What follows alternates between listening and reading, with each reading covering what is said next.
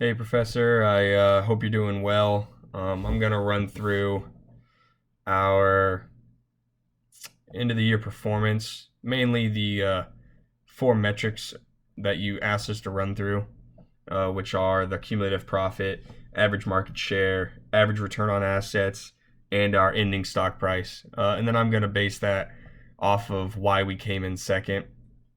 So let's see where I can find it. So we maintained a good position the entire way. We lost it, I think, in round four. Digby just started overproducing over 100% of their capacity in their warehouse, and they were running two shifts and just selling so much that we couldn't catch up. Our ending cumulative profit, we ended on a high. We were at 94 million. I think Digby was in the 100 millions, so there was no catching them. Our average market share, where's that at? I think we talk about that later in the slides actually. But you can see here our earnings per share, $7.88. So we didn't close on a high earning per share. I think we earned the most in round 3 or 4. We earned like $8 a share. Our ending stock price, our ending stock price, I think, is here. No, where's it at? Yeah, here we go. Our stock price, we closed at $103. That's a great number to me.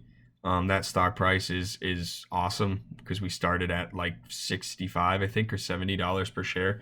So we did nothing but rise. I think in rounds 3 and 4 we flattened out, and that's where Digby took off.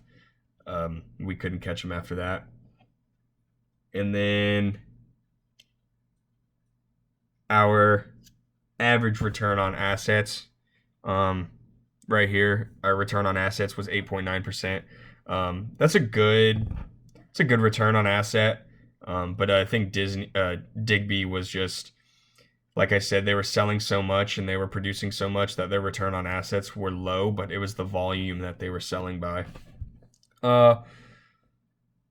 So after that, we turned a great profit, 17.6 million. That's a great profit in my mind. We sold off 200,000 products of SID, and then we dropped our promotion marketing spending down to a third of normal spending budget, so we could have some of that cash left over since we were ending in round 6. I think we didn't focus enough on the marketing side of things. I think we could have brought in some more customers and made a little bit more money actually on our pricing. I think we priced too low.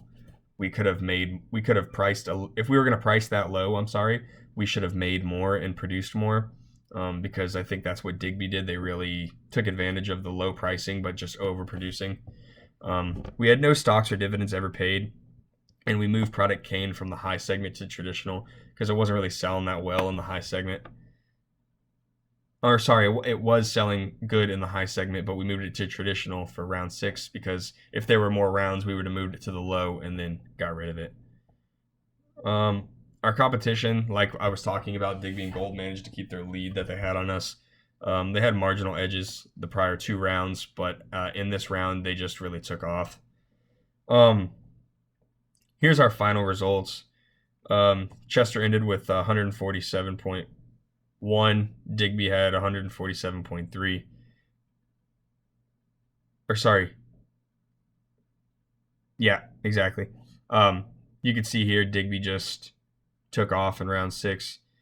We kind of flattened out after round 3 and 4. We were leading the way, and then we just dipped into second place. We couldn't hold on anymore.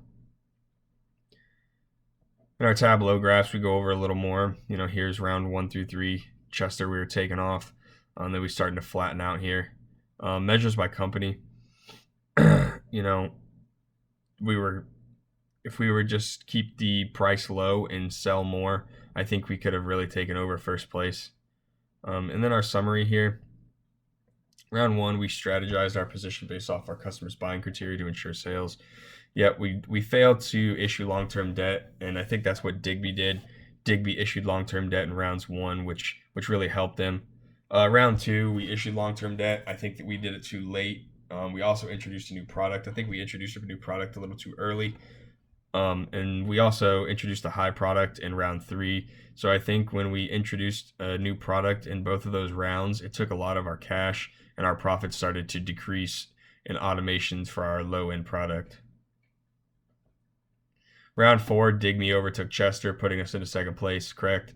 They had 2 products and had very high sales, and we had new products that weren't selling as much. We retired our product Coal the round after, and that's when we had a forecast of 600, but it came out late in the round, so we could only sell 297, as you can see earlier in the slides if you go back and look through it. Round 6, we sold 200,000 units of SID, and we had a great profit of $17.6 million for the year. We dropped our promotion and marketing spending so we could get some more cash to show, since basically the competition and the game was over. And we positioned the company to get ready to sell. So we did not issue any more stocks or dividends. We sold everything off, long-term debt. Overall, we remained strong all throughout the 6 rounds. We ended up coming in second place. So we had a really good showing. Digby just overproduced and sold more than we did. And we could have made a little bit more money on the pricing, I think. But overall, I think everyone did a great job. Thank you.